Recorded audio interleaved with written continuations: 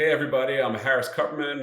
Everyone calls me Cuppy. I'm the CIO at Praetorian Capital, and I run a blog called Adventures in Capitalism. I want to be talking about unlocks. The game sort of changed, and I figured I'd flag it. So when a company has an IPO, there's a process designed to basically ensure that not all the shares hit the market at once. You want to keep an orderly market in a way, and this has been going on for decades. And it used to be that 180 days after a company did an IPO, the remaining shares would be free trading, so to speak. And it's just to ensure that the guys buying the IPO don't just have stock dumped on them. When you go back in time a few years ago, maybe, even just a few quarters ago, IPOs were about growth companies looking for equity capital to grow faster. Now IPOs are mostly for mature tech stocks so that the insiders can dump. When you look at Spax, it's even worse. That's for the insiders to dump before anyone realizes that, the company's kind of made up. And what you look at when you look at these IPOs is kind of like this iceberg in a way. Well, let's talk about how Snowflake works. And let's just talk about what I say it's an iceberg, okay? So Snowflake was an IPO. It came public September 16, 32 million shares, including the green shoe, came public, but there were 288 million shares outstanding. So it's kind of like this iceberg. You see those 32 million shares outstanding, and those are the ones setting the price in the public market. But you have this huge block of stock that's not out there, not trading, that is part of the equity. And the reason companies do this is by restricting the number of shares early on, they can kind of walk the stock up. It's a small little float, and that way the insiders can get a better price on the way out. And we saw this with Snowflake. On this unlock, you had these shares, and then there was an unlock on 12/15. There was an unlock on 3/5. If you look at the charts, the stock traded down into both of these unlocks because millions of shares came free trading. And then they just kept melting away because now there's too much stock out there and the artificially constricted float is no longer constricted. And that means that the bankers, the insiders, they can't control the share price as much. I think when people look at these, and I'm not saying Snowflake did anything illegal, I'm just using it because it's a large cap example. But when people look at these and they look at these for short selling opportunities, it kind of boggles the mind. Like, why would you short until the float loosens up a little? The time to short is a few weeks before the unlock, not before that. And I think that's why I want to flag some of these, because help you improve your game. So Palantir is kind of the same situation. Came public on February 18. There was an unlock. It traded down into the unlock, and then it's just melted ever since. I mean, you can look at the chart and see how it's traded down into the unlock, and it's just the same sort of thing. Constricted float, and then additional shares hit the market. But that's kind of how this works. You have guys go out there, and they buy the stock, they constrict the float, the stock goes up, everyone looks smart, but eventually, the more shares hit the market and they can't control the share price. And if you just look at Palantir, it really hasn't traded up since the unlock. The float dynamics changed. In the end, share price is supply and demand. I think one of the things I want to point out here is that it used to be that 180 days after the IPO, the stock would come free trading. If you look on your Bloomberg, it shows you exactly the 180-day window. But the game has kind of changed because the insiders want to get out and they want to sneak out. So Bloomberg's telling you 180 days, but that's not really the real day. Let's go back to this Snowflake example, because I think it's very important. So I'm going to read you something. It's something that only a lawyer could write. But it's from the original prospectus, okay? So just bear with me a second.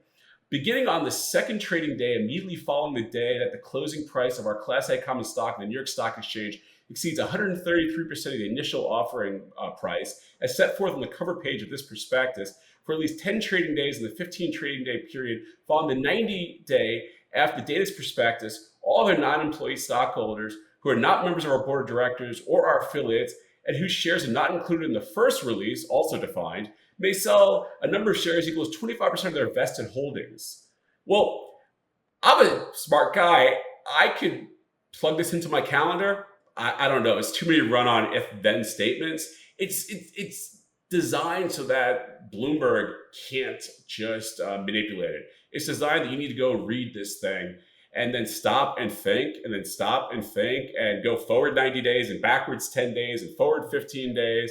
And then you ask your analyst, like, do you read this the same way I do? Because neither of us are lawyers, but we know how to use 10 plus 5 minus 90. And it's designed so that the stock just one day dumps on everyone, and that people aren't set up for this and people aren't prepared for this. And this is just a question of doing due diligence and doing your work. I mean, look, if you're a short seller, obviously you want to be planning ahead for this. But even as a long guy, you want to be knowing what day this is coming. This is part of your job. Well, these things are designed to kind of manipulate the shares higher so the insiders can get out. I mean, let's just talk about this Affirm, because it's actually kind of interesting, okay? You have this 257 million share IPO. They do buy now, pay later, which to me sounds like subprime credit for your Peloton. It's not, fintech. It's basically lending money against Pelotons. But you have this 257 million share company with 24 million in the IPO. On March 3, they had an unlock. There were a couple of different tranches of it. You had the less than 1% holders that can sell 35%. You have the greater than 1% guys that can sell 10%. And the stock kind of melted on that because, in total, you had 28 million shares unlocked. Remember, you have this 24 million share float, and now 28 million shares come. Supply demand. It just kind of like melted the stock a bit. But what I think is really interesting, and this is why I'm flagging this one for the show, 2 days after the Q4 earnings, 23.5 million shares come free trading. So it's another unlock. Then 10 days after the earnings, 141 million shares come unlocked. Remember, there's only 24 in the IPO plus 28. And earnings are May 10. So by the time you guys all get a chance to look at this, we're getting close to that 10-day window. 141 million shares are coming. Watch out. So let's talk about Spax, because this is even funnier, okay? Remember, in a SPAC process, the company that's bought can just make up whatever numbers they want in their forward guidance. I mean, it's mostly fake companies, quite honestly. But if you want to dump a fake stock and you come public at 10, maybe you'll get $7, $6 at a discount.